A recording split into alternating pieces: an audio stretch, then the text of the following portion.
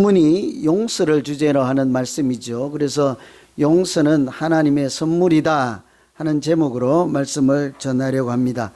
용서와 관련해서 어떤 말들이 있을까 하고 찾아보니까 늘 가장 첫 번째 생각나는 것은 이런 말씀이 있습니다. 용서하지 못하는 사람은 자기가 건너갈 다리를 스스로 부수는 것과 같다. 다른 사람 건너가지 못하게 용서하지 않고 그 다리 부숴버리면 누가 먼저 못 건너가죠? 자기부터 건너갈 수 없다. 이렇게 용서와 관련된 그런 말입니다. 그래서 그런지 사람들이 용서라고 하는 것은 사람이 할 수 있는 가장 아름다운 일이다. 그렇게도 얘기를 해요. 사람이 하는 여러 가지 일 중에 아름다운 일들이 있죠. 그죠? 오늘 우리 성가대 찬양한 것처럼 노래를 잘해도 참 아름답죠. 그죠? 예. 또 그림을 잘 그려도 아름답다 이런 얘기들을 합니다. 또 운동을 잘해도 그렇게 얘기할 수 있고 여러 면에서 그런데 사실은 용서하는 장면들을 우리가 가끔 봐요. 기사를 보든지 텔레비전에서 보든지 또 주변에서 용서하는 그런 장면들을 보면 그림이나 뭐 노래나 어디에서도 볼 수 없는 그 속에는 눈물이 있고 감동이 있고 우리도 같이 그 용서하는 장면을 보면 같이 어느새 나도 모르게 같이 울고 있잖아요. 그죠? 그 용서하는 곳에 사람이 만들어내는 참 아름다운 것이 있지요. 그래서 우리가 용서하는 사람들 보면 참 큰 그릇이다. 참 멋지게 인생을 사는 사람이다. 그런 이야기들을 합니다. 목회하는 경우에도 마찬가지예요. 아무리 목회 뭐 어떻게 한들 용서 잘하는 목사님은 큰 그릇이라는 소리를 듣게 되어 있어요. 다른 사람 뭐 얘기할 거 없이 우리가 다 전 국민이 또 우리 역사가 아는 손양원 목사님 같은 경우에 자기 아들을 죽인 그 살인자를 자기 아들로 입양해서 사랑으로 다시 거듭나게 키워내잖아요. 그 용서를 보고 우리가 뭐라고 합니까? 큰 인물이다 그러죠. 목회 잘했다고 그래요. 우리가 뭐 했는지 몰라요. 그분 다른 이야기는 아무것도 몰라요. 그럼에도 불구하고 그 용서 하나 때문에 그분은 훌륭한 목사님이라 그래요. 저도 그래서 어제까지는 안 하다가 오늘부터 한번 용서해 보려고 하는데 혹시 뭐 용서 받으실 분 계십니까? 신청 받겠습니다. 제가 오늘 곰곰이 한번 생각해 볼게요. 말씀 전하는 동안에도 내가 미처 용서하지 못한 일 오늘부터 나도 좀 목회를 이왕 할 거 잘 해야 되지 않겠습니까? 그죠? 근데 쉽지 않아요. 안 하고 싶어요. 용서. 참 쉽지 않아요. 참 어렵다고. 그래서 오늘 이 용서의 본문인데 실제로 오늘 내용은 뭐예요? 빚 갚는 이야기예요. 10,000달란트 빚을 진 종을 그 주인이 이렇게 탕감해 주었다 하는 돈 이야기거든요. 그런데 사실은 이것이 돈 이야기가 아니라 용서를 어떻게 해야 하는가를 가르쳐 주는 말씀이에요. 왜 그런가 하면 이 비유의 말씀 바로 앞에 무슨 이야기가 있는가 하면 베드로가 예수님께 여쭤보죠. 질문했습니다. 형제가 죄를 범하고 잘못하는 것을 보면 어떻게 용서를 할까요? 그래서 자기 딴에는 많이 한다 생각하고 우리는 3-3판이잖아요. 근데 이 베드로는 7번까지 용서하면 되겠습니까? 했더니 예수님께서 뭐래요? 70번씩 7번 하라 그러잖아요. 70번씩 7번이라도 용서하라 그러니 무조건 용서하라 하는 이 말씀이 끝나고 나서 이 비유를 하는 거예요. 그러니 오늘 말씀은 겉으로는 빚 갚는 얘기지만 사실은 용서를 이렇게 하라 하는 용서에 대한 말씀이지요. 실제로 그 30 몇 절입니까?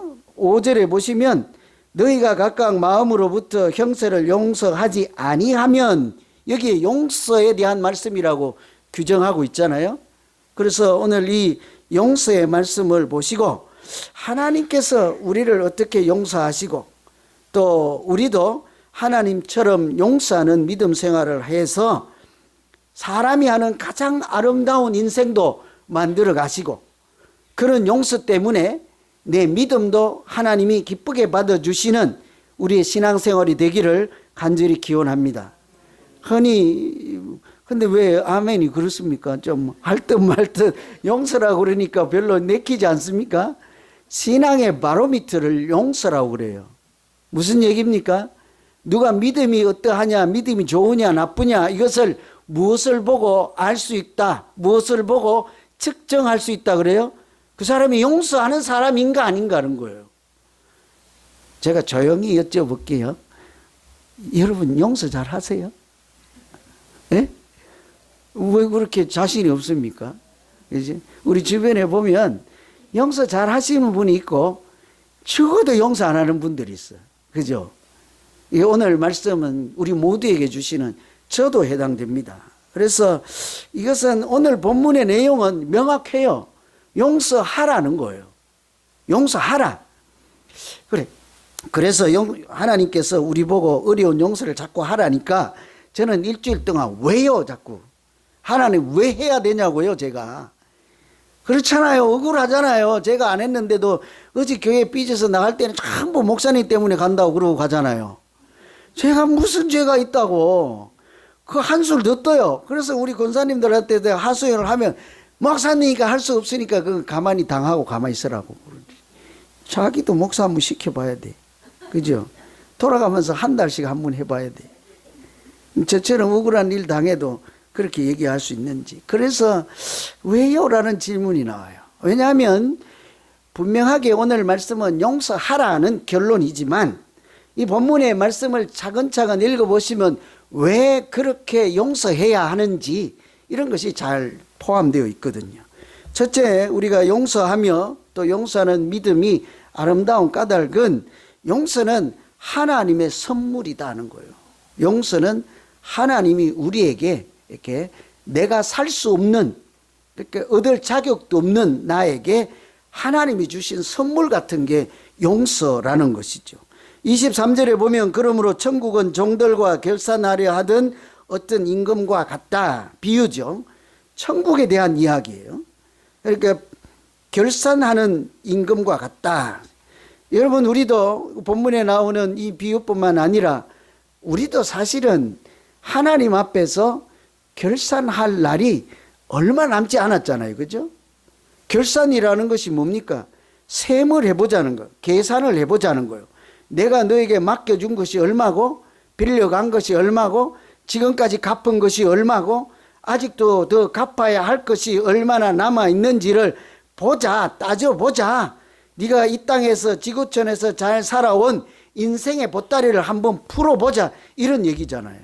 근데 천국에 가서 하나님을 만나실 때 그 보따리를 어떻게 풀어내겠습니까? 그곳에 가서도 용서를 하지 못해서 거기까지 그냥 꽁꽁 묶어서 들고 온 그 보따리를 풀어내면서 하나님 이것만은 안 되올시다. 하나님 이 사람만은 나는 용서 못해요. 거기까지 들고 가시겠습니까? 그런 결산을 해보자는 거예요.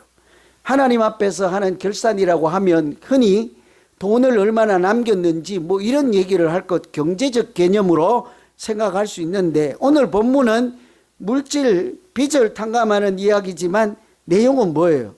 사랑의 빚이 얼마나 있는가, 용서를 얼마나 했는가 이것 갖고 한번 따져보자는 거죠. 여러분 지금까지 풀지 못하고 쌓아둔 미해결한 그런 일들이 많으십니까? 아니면 자기가 하나님 앞에서 울고 통곡하고 고통스러울지라도 그때그때마다 용서할 사람들을 잘 용서해서 내 마음에 하나님이 주시는 위로와 평안이 가득 차고 은혜가 풍성한 그런 삶을 살고 계신지요? 그래야 우리가 행복하게 살지 않겠습니까? 그래서 용서를 이렇게 얘기를 해요. 용서를 하면 그 용서 때문에 가장 먼저 혜택을 보는 사람은 누굴까요? 용서하는 그 사람 자신이라고 해요. 정확하게 표현하면 용서하는 그 사람이 가장 먼저 치유를 받는다 그래요. 우리가 용서하지 못하고 살면 어때요? 어제도 잠 한숨 못 자고 오신 분들 계시죠? 낮에 억울한 일이 있었어. 용서하지 못할 일들이 있었어. 그 가슴에 멍어리가 진 사람들 있잖아요. 용서하는 순간 하나님께서 용서하는 그 사람부터 고치시고 치유하여서 자유케 하시고 진리 안에서 평안을 누리게 하실 줄로 믿습니다. 그죠? 근데 제 귀가 멀어서 그런지 오늘은 확실히 아멘이 적긴 적다. 그죠? 상당히 톤이 적다. 이게 용기를 한번 내보세요. 좀 어렵더라도. 살면서 사람이, 지금 원고대로 안 해요. 살면서 사람이 용서할 일이 반드시 생겨요. 그리고 용서받을 일도 꼭 생겨요. 어쩔 수 없는 거예요. 가까이 지낼수록 그렇습니다. 멀리 있으면 그런 일 없어요. 서로 좋아하고 이렇게 도와주고 같이 일을 하면 할수록 용서할 일도 생기고 용서받을 일도 생겨요. 그래서 그런 일들을 잘 풀어가는 것이 사실은 믿음으로 사는 사람. 그래서 심지어 로이드 존스 목사님은 용서하지 않는 사람은 그리스도인이 아니다, 이렇게까지 얘기를 해요. 오늘 말씀도 마찬가지예요. 오늘 주인이 결산할 때 한 사람을 데려왔는데 그 사람 빚이 얼마입니까? 오늘 빚진 사람 하나 이제 결산하기 위해서 한 사람 한 사람 주인이 불러왔잖아요. 종 한 명을 데려와서 세무를 하려고 딱 열어보니 그 종이 빚이 아직 갚지 못한 빚이 얼마나 된대요? 그 정도는 기억해야 돼요. 10,000달란트. 그 궁금해야 돼요. 어느 정도일까? 오늘날로 환산하면 얼마일까? 여러분, 하루 노동 품삯이 얼마입니까? 노동 품삯이 성경에 있는 기준으로 그 단위로는요, 데나리온이에요. 우리 하루를 데이라고 그러잖아요. 그죠? 그 생각하면 비슷해요. 데이처럼 데나리온이 하루 품삯이에요. 한 사람이 1년 동안 일하고 받는 품삯이 달란트예요. 그런데 오늘 이 사람은 1달란트를 빚진 게 아니라 얼마를 줬대요? 10,000달란트가 빚졌다는 거예요. 그러니까 1년에서 갚을 것을 몇 년 갚아야 됩니까? 10,000년 벌어서 갚아야 갚을 수 있는 빚이다, 이런 뜻이에요. 그러니 이것은 금액으로 환산할 필요도 없이 결론적으로 도저히 갚을 수 없는 빚이다, 이런 뜻이라고요.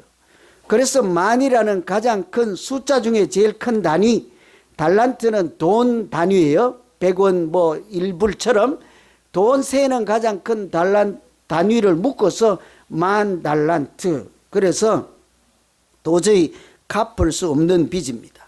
여러분, 주인이면, 우리가 주인이면 이 사람에게 시간을 많이 좀 더 주고 기회를 주면 뭐 돈을 벌어서 갚을 수 있겠어요? 도저히 안 되는 거예요. 그러면 이 사람이 그 빚에서 자유함을 얻고 빚을 갚아야지 하지 하는 그 억눌린 마음 없이 살아갈 수 있는 방법은 그래도 있습니다. 딱 한 가지죠. 어떤 방법이 있을까요? 주인이 그 빚을 조건 없이 탕감해 주는 방법 딱 한 가지밖에 없는 것이죠. 이런 얘기를 하고 그 얘기는 빚의 얘기가 아니라 뭐의 얘기라고요? 용서의 얘기라는 거예요. 그러니 이것을 용서로 바꾸어 볼까요? 용서라고 하는 것은 저 사람이 틀림없이 나에게 잘못했습니다. 나에게 용서받기 위해서 무슨 짓이라도 해야 됩니다. 그런데도요, 아무리 해도 내가 용서해 줄 수 없는 그런 사건이 일어난 거예요. 그런데 어떻게 하라고요? 그 사람 자신의 능력으로는 해결할 수 없는 일을 어떻게 하라는 거예요? 내가 일방적으로 무조건 용서해 주라. 이것이 오늘 말씀이에요. 좀 손해보는 것 같아서 하기 싫지요. 그죠? 뒤집어 보세요. 우리도 살다가 다른 누군가에게 내 능력으로 해결할 수 없는 잘못을 할 때가 있을까요? 없을까요? 많지요. 참 많지요. 저도 이제 곧 이제 하나님 만날 준비를 이제 시작했습니다. 살 날이 이제 얼마 남지 않았으니까. 왜 웃으세요? 순식간에 간다고요. 순식간에 가요. 제 머리 쉰 거 보세요. 순식간이라고요. 그래서 이제 준비를 할 때, 그래서 가끔 옛날을 돌아보고 회사 생활을 할 때, 어릴 때도 돌아보면 뭐 잘못한 것이 그렇게 많이 생각나는지 몰라. 그죠? 뭐가 그렇게 허물이 많은지 몰라. 도저히 갚을 수 없는 은혜를 받고 살아온 인생인 것을 고백하지 않을 수 없는 것이 우리 인생이지 않습니까? 말로 헤아릴 수 없는 거예요. 저 한 놈 잘 되게 하려고 우리 부모님들은 뭔 죄가 있어서 다른 집 사람들, 다른 부모님보다 3배, 4배 일해가지고 그렇게 자식을 키워내고 이런 게 이제 갚을 나오니까 안 계신데 뭘. 어떻게 갚아요? 갚을 수가 없는 거예요. 우리가 다 사실은 그렇게 갚을 수 없는 또 뭐 여러 가지 허물과 이런 것들을 가지고 살 수밖에 없는데 오늘 본문에 마치 갚을 수 없는 빚을 탕감해 주듯이 우리가 하나님의 은혜로 그렇게 용서받은 자로 지금 살고 있다, 이 말씀을 주는 거죠. 여러분, 용서는 틀림없이 상대방이 잘못이 있습니다. 100%. 그럼에도 불구하고 내가 조건 없이 탕감해 주는 거예요. 면제해 주는 거예요.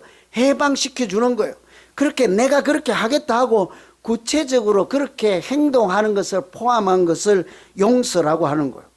단어로도요, 용서라고 하는 말에는 덮어준다 하는 것이 용서예요. 용서는 다른 것 없습니다. 다른 사람의 허물을 자꾸 덮어주는 거예요. 어떠세요? 우리는 다른 사람의 허물을 자꾸 들춰내려고 하잖아요. 자꾸 들춰내려고 해요. 그게 아니에요. 자꾸 감싸줘야 돼요. 자꾸 덮어내야 하는 거예요. 그래서 찰스 스탠리라고 하는 목사님이 용서는 하나님이 우리에게 주신 최고의 선물이라 그래요. 왜 그래요? 왜 선물이에요? 그 사람의 능력으로는 나한테 용서받을 수가 없어요. 내가 그래서 일방적으로 용서를 베풀었더니 혜택은 누구가 먼저 와요? 내게 먼저 와요. 내게 하나님이 주시는 은혜가 충만하고 내가 믿음이 더 자라고 내가 은혜가 충만해서 살아가는 날이 웃으면서 살아가게 되거든요. 그래서 선물이라고 하는 거예요.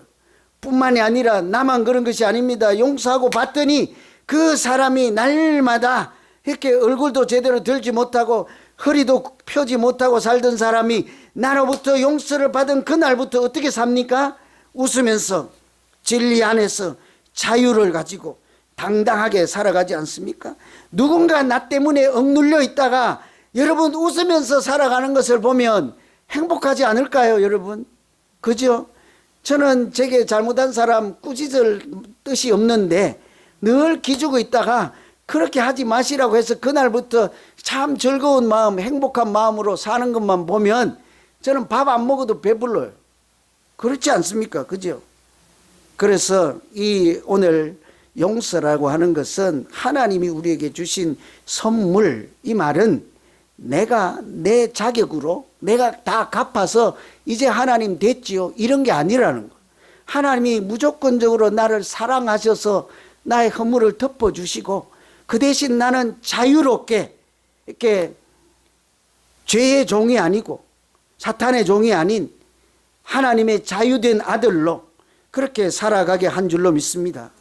이제 우리도 이 세상에서 그런 자유를 누릴 뿐만 아니라 다른 사람도 그렇게 진리 안에서 자유를 누리며 하나님의 자녀로 살아갈 수 있도록 돕는 것이 믿음으로 살아가는 걸로 생각합니다. 우리 모두 용서로 행복하면 좋겠습니다. 두 번째는요, 용서는 자비를 베푸는 것이라 이렇게 말할 수 있습니다. 33절에 보시면 내가 너를 불쌍히 여김과 같이 너도 내 동료를 불쌍히 여김이 마땅하지 아니하냐 그러죠. 내가 너를 불쌍히 여김같이 너도 동료를, 형제를, 교인들을 불쌍히 여기는 것이 마땅하다, 이 말이에요. 그런데 여기는 보면 불쌍히 여기라 하잖아요. 첫째는 이렇습니다. 빚진 자를 내가 탕감해 준 것 같이 너도 탕감해 주는 것이 마땅하다. 이것을 해석을 하기를 내가 너를 불쌍히 여김과 같이 그 친구들을, 잘못한 사람을 불쌍히 여기는 것이 마땅하다. 그 본질적인 뜻은 뭡니까? 내가 너를 용서한 것 같이 너도 다른 사람을 용서하는 것이 마땅하다. 이 세 가지는 같은 말인 거예요. 용서는 다른 사람을 불쌍히 여길 때 시작되는 거예요. 불쌍히 여기는 마음이 없으면 아무도 용서할 수 없습니다. 용서의 뿌리, 용서의 힘 어디서 나오는지 아세요? 용서의 능력. 불쌍하게 보이면 그때부터 되는 거예요. 여러분, 제가 좀 불쌍하게 안 보입니까? 왜 웃으세요? 어제도 오늘도 교회 안 올래다가 안 왔는데, 권사님. 불쌍하게 안 보여요? 그래도 목사라는 이름 때문에 또 와서 여기 있잖아요. 불쌍하잖아요. 맨날 누가 때리면 맞기만 해야 되고, 하지도 않았는데 막 그러면 또 알았다고 그러고 집에 가서 혼자 울고, 혼자 울다 잘 안 되면 그냥 애꿎좀 그냥 마누라한테 성질이나 내고. 불쌍하잖아, 좀. 불쌍히 여기보세요. 그러면요, 이렇게 달라져요. 이따. 밥 먹을 때도 자리가 없으면 막 여기 와서 앉으라고. 그때부터 시작되는 거예요. 불쌍히 도저히 생각을 안 하시려고 작정을 한 표정들인데, 여러분 저한테 그러지 말고 가장 가까이 있는 사람들요, 불쌍하게 보이기 시작하면, 그죠? 그때부터 사는 게 달라요. 여러분 가장 가까이 있는 사람일수록 함부로 대하기가 쉬워요. 말도 함부로 하기 쉬워요. 고마움을 모르고 지낼 수가 쉬워요. 조금만 잘못해도 이렇게 용납할 수가 없는 것이 가까이 있는 사람들이에요. 그런 사람일수록요, 불쌍한 마음을 가지고 새로운 눈으로 보십시오. 그죠? 우리 집사람이라고 생각하지 말고, 어떤 여자가 그냥 나를 따라서 미국까지 와서 아침마다 밥 해주고 그냥 빨래 해주고 이렇게 살았다고 생각해 보세요. 세상에 그런 사람이 어디 있습니까? 그죠? 우리 옆에 있는 교우들을 보실 때요, 오늘 우리가 예배 잘 드리도록 그분은 날마다 토요일만 되면 산으로 들러 골프 치러 안 가고 교회 와가지고 청소하고 여기 먼지 닦아내고 또 모기 없도록 모기약 쳐주고, 그래서 우리 권사님 생각하면서 청소 다 한 뒤에 자리에 앉아가지고 기도하며, 내일 우리 이모 권사님 뭐 누구 권사님 와서 예배 드릴 때 하나님 꼭 만나 주시고 은혜를 주십시오, 이런 사람이 있으면 얼마나 고운 사람이에요. 그런데 왜 주일날 만나면 얼굴아 불거라 울거라 잘했니 못했니 그러십니까? 용서는요, 이렇게 잘하고 잘못한 것을 따지는 차원에서 하는 것이 용서가 아닙니다. 나폴레옹 있잖아요, 황제에게 어떤 소녀가 와서 자기 아버지를 사면해 달라고 하는 거예요. 사형 선고를 받은 아버지를 둔 딸이에요. 그래서 황제 각하여 우리 아버지 좀 용서해 주세요. 그런데 누가 봐도 죄가 분명해서 용서 사면이 불가능한 사람이에요. 그런데 그 딸이 뭐라고 하는지 아세요? 내가 정의를 베풀어 달라는 건 아닙니다.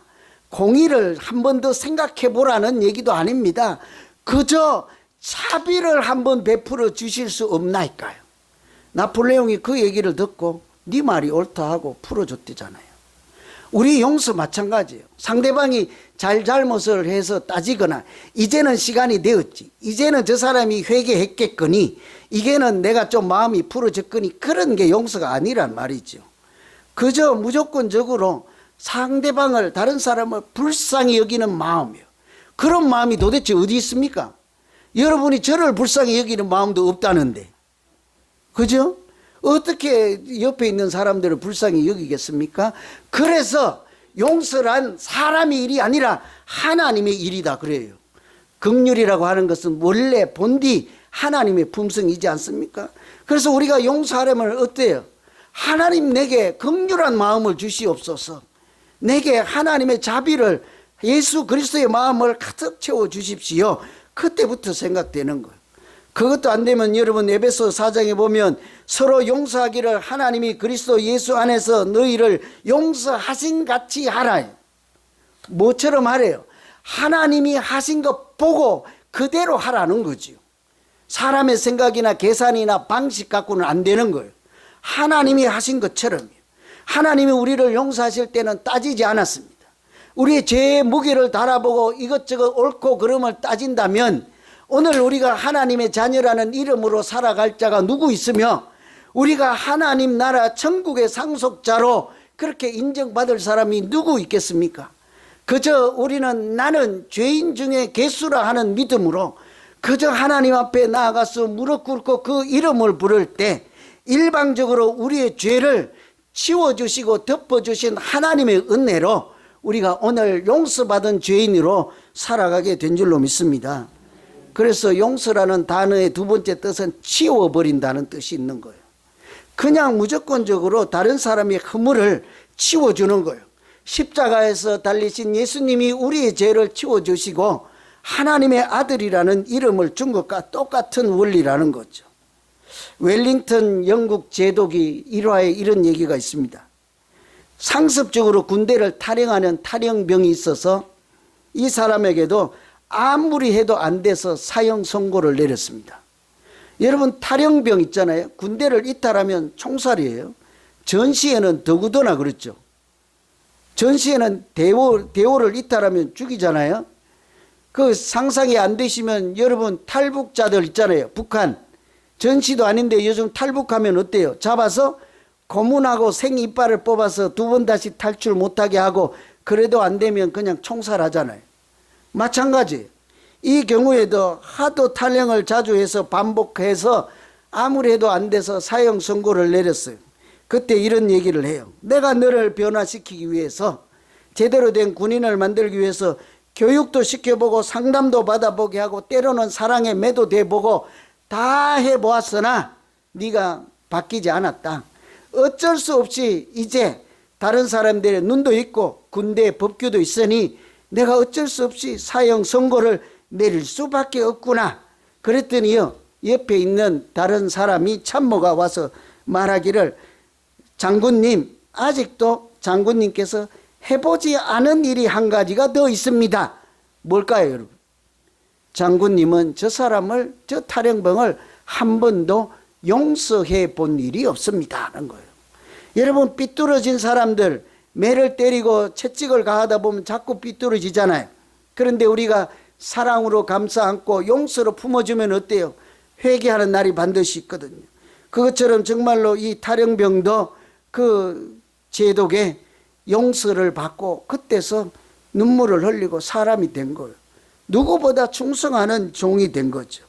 여러분, 오늘 이 용서의 말씀을 다른 누군가에게 주시는 말씀이라고 생각지 말고, 우리가 자연스럽게 살다 보면 누구하고이든지 간에 용서할 일이 있고 용서받을 일이 있습니다. 그 일을 잘 풀어서 땅에서도 풀면 하늘에서 하나님도 풀어주시고, 그 용서 때문에 나도 치유받고 다른 사람도 변화시키는 참된 믿음으로 살아가는 우리 모두 되기를 간절히 기원합니다. 이 용서라는 것이 천국에 대한 비유라고 했잖아요. 용서하면서 살면 그때 하나님께서 우리 가운데 천국을 만들어 주시고, 잘했다, 충성된 종아 할 줄로 믿습니다. 기도하겠습니다. 하나님 아버지,